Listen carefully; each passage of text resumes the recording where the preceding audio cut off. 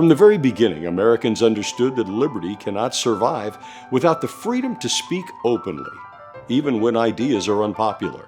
As our nation approaches its 250th birthday, Faith and Freedom 250 examines how that freedom is being challenged today and why it must be defended.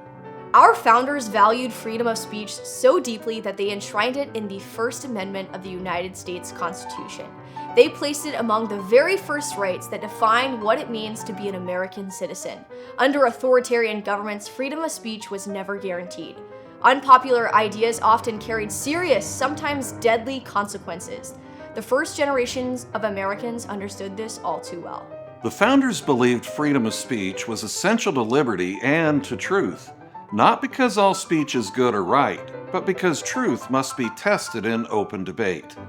Every viewpoint deserved to be heard. In truth, there is freedom. That idea is thousands of years old. In the Gospel of John, Jesus says, "You will know the truth, and the truth will set you free." Truth cannot prevail where speech is censored and citizens are silenced. In recent decades, some Americans have become enamored with what is known as cancel culture. This movement is a modern assault on the First Amendment. At its core is a simple reality. It is always easier to tear down than it is to build up. Cancel culture punishes dissent and intimidates Christians and other conservatives into silence. While the term cancel culture is relatively new, the tactics behind it are not. Social shaming, ostracism, and boycotts all share the same results and have long been used to marginalize people with unpopular views. By making individuals uncomfortable and fearful of associating with a person or group possessing differing views, those people are in effect canceled and marginalized. Movements ranging from political correctness in the 1990s to early social movements sought to reshape speech, norms, and identity, often limiting free expression in the process.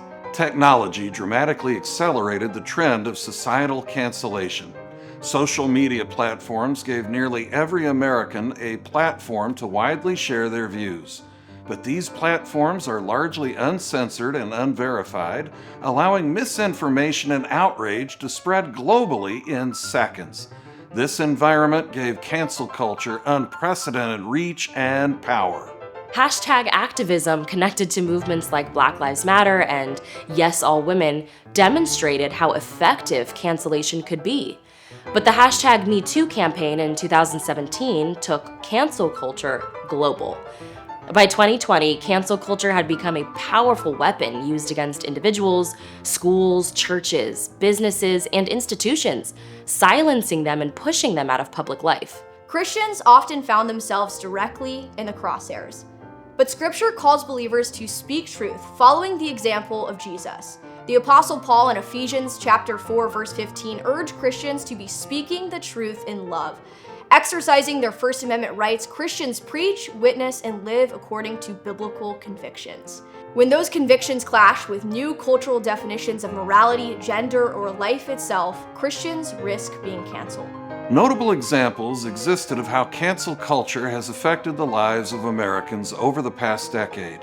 Private business owners like those at Masterpiece Cake Shop and Arlene's Flowers were targeted for refusing services for same-sex unions based on their religious beliefs.